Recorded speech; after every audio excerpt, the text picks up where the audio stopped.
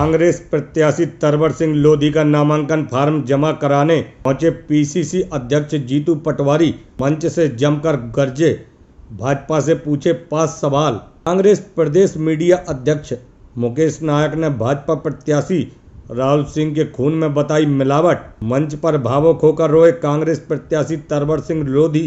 जीतू पटवारी ने पहुंचे आंसू। टिकाऊ और बिकाऊ, लोधी और लोभी का उठा मुद्दा। दमोह लोकसभा क्षेत्र से कांग्रेस प्रत्याशी तरवर सिंह लोधी का नामांकन फार्म जमा कराने दमोह पहुंचे कांग्रेस के प्रदेश अध्यक्ष जीतू पटवारी सहित कांग्रेस नेताओं ने भाजपा पार्टी सहित प्रधानमंत्री नरेंद्र मोदी पर भी गंभीर आरोप लगाए।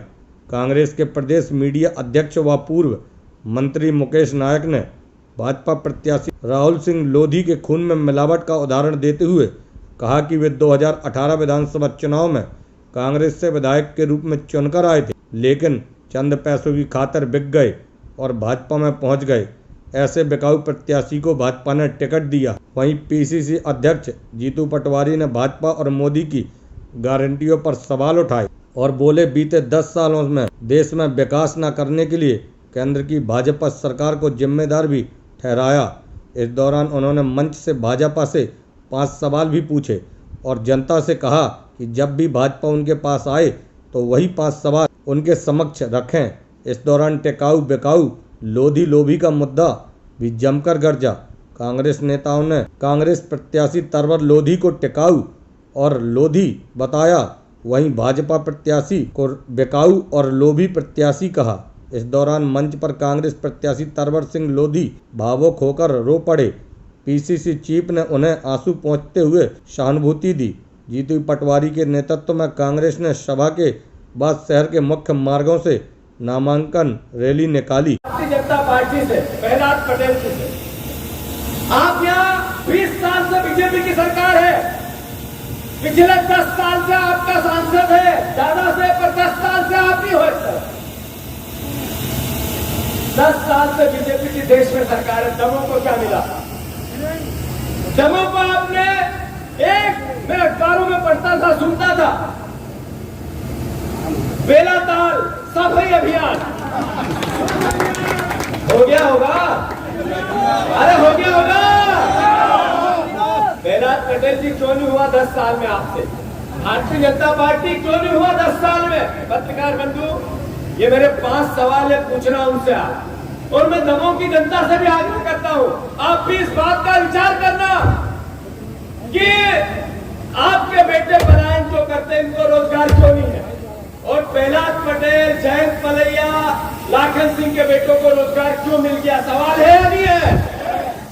जब आपके बेटों को, नेताओं के बेटों को रोजगार मिला है तो यहाँ की जनता के बच्चों के रोजगार का क्या होगा? दूसरा सवाल।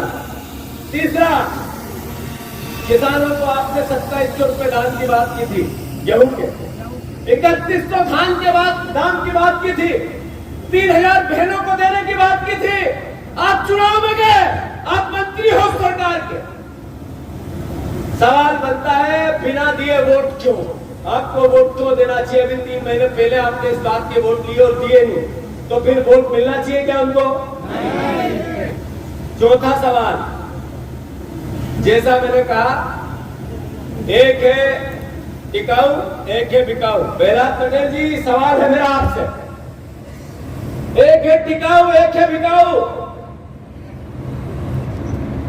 एक है लोधी, एक है लोभी।